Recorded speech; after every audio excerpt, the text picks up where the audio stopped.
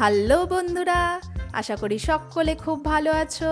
আহারে বিহারে নতুন একটা ব্লগে আজ আমি তোমাদের সাথে শেয়ার করতে চলেছি Holi special super tasty thandai recipe.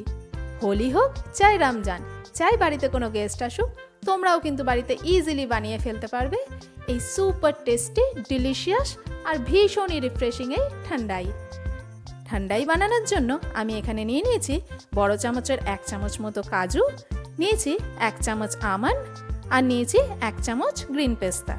এই তিনটেকেই কিন্তু এখানে ইকুয়াল কোয়ান্টিটিতে নিতে হবে। আর নিয়েছি ছোট চামচের 1 চামচ গোটা গোলমরিচ, মাঝারি চামচের 1 চামচ গোটা মৌরি, 1 চামচ পোস্ত দানা আর নিয়েছি 1 চামচ চার মগজের দানা। আরও আমি এখানে নিয়েছি ছোট 4টে এলাচ, নিয়েছি 1 টুকরো দারচিনি, নিয়েছি সামান্য একটুখানি জায়ফল গুঁড়ো আর নিয়েছি সামান্য একটুখানি কেশর। আর সবার শেষে আমি এখানে অ্যাড করে দিয়েছিলাম শুকনো গোলাপের পাপড়ি। আমি যেহেতু আজকে এখানে ঠান্ডাই পাউডার বানাবো, তাই গোলাপের পাপড়িটা আমি এখানে আগের থেকেই শুকিয়ে রেখেছিলাম। তবে তোমরা যদি কেউ ইনস্ট্যান্ট ঠান্ডাই পেস্ট বানাতে চাও, সেক্ষেত্রে তোমরা ফ্রেশ গোলাপের পাপড়িও ব্যবহার করতে পারো।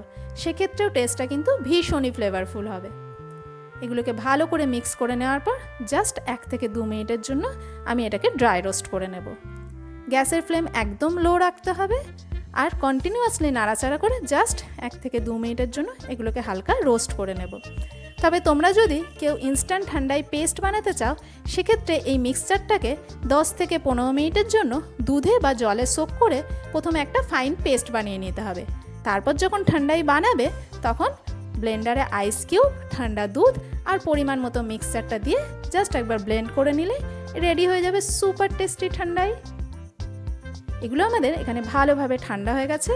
এমনভাবে ঠান্ডা করতে হবে যাতে এগুলো আমরা খালি হাতে নাড়াচাড়া করতে পারি। ভালোভাবে ঠান্ডা না করলে আমরা যখন এগুলোকে ব্লেন্ড করব, তখন এগুলো থেকে কিন্তু অয়েল এক্সট্র্যাক্ট হতে পারে। এরপর আমরা একটা এর পাউডার বানিয়ে নেব। তবে এই পাউডারটা কিন্তু খুব মিহি পাউডার হবে না, একটু দানাদার পাউডার বানাতে হবে আমাদের। বন্ধুরা, তোমরা দেখতে পাচ্ছ আমি কিন্তু এখানে একটা বেশ সুন্দর দানাদার পাউডার রেডি করে নিয়েছি। এই পাউডারটা তোমরা চাইলেই 7 থেকে 10 দিনের জন্য যে কোনো এয়ারটাইট কন্টেনারে স্টোর করে রাখতে পারবে। আর যখনই ঠান্ডাই বানানোর হবে, এই পাউডারটা মিশিয়ে বানিয়ে ফেলতে পারবে। আমি এখানে 1 গ্লাস ঠান্ডাইয়ের জন্য নিয়ে নিয়েছি 3 চামচ মতো ঠান্ডাই পাউডার। সেটা খানিকটা দুধে গুলে জাস্ট 15 মিনিটের জন্য আমি সোক করতে রেখে দিলাম। আমি এখানে যে পরিমাণে ঠান্ডাই পাউডার ব্যবহার করেছি, আর এর মধ্যে যেহেতু মশলার পরিমাণ খুব কম আছে, তাই এটা কিন্তু বাচ্চাদেরও অনায়াসে সার্ভ করা যেতে পারে। তবে তোমরা যদি একটু স্ট্রং ফ্লেভার চাও, তাহলে এখানে ঠান্ডাই পাউডারের পরিমাণটা আরও 1 চামচ বাড়িয়ে দিও। এরপর আমরা দুধটাকে একটু বয়েল করে নেব। আমি এখানে তোমাদের 1 গ্লাস মতো ঠান্ডাই বানিয়ে দেখাচ্ছি। তোমরা যে যেরকম পরিমাণে বানাবে, সেরকম পরিমাণেই তোমরা এখানে চিনিটাও ব্যবহার করো। দুধটা জাস্ট একবার ফুটে এলে আমরা এর মধ্যে অ্যাড করে দেব চিনি। আমি এখানে 1 কাপ মানে 1 গ্লাস ঠান্ডাইয়ের জন্য ব্যবহার করেছি 3 চামচ মতো চিনি। তোমরা তোমাদের মিষ্টির স্বাদ হিসেবে চিনির পরিমাণটা বাড়াতে বা কমাতে পারো। তোমরা চাইলে কিন্তু এখানে কনডেন্স মিল্কও ব্যবহার করতে পারো, সেক্ষেত্রেও কিন্তু এর স্বাদটা খুব দুর্দান্ত হয়। চিনিটা ভালো করে মিক্স করে যখন দুধের মধ্যে পুরোপুরি গুলে যাবে, তখন আমরা দুধটাকে নামিয়ে ঠান্ডা করে নেব। ঠান্ডায় যেহেতু ঠান্ডায় সার্ভ করা হয়, তাই আমাদের মনে রাখতে হবে দুধটাকে কিন্তু এখানে আমাদের ভালোভাবে ঠান্ডা করে নিতে হবে। আমরা কিছুক্ষণের জন্য রেখে দিলাম দুধটা ঠান্ডা হোক। দুধটা ঠান্ডা হয়ে গেলেই আমরা বানিয়ে ফেলবো আমাদের সুপার টেস্টি ঠান্ডাই।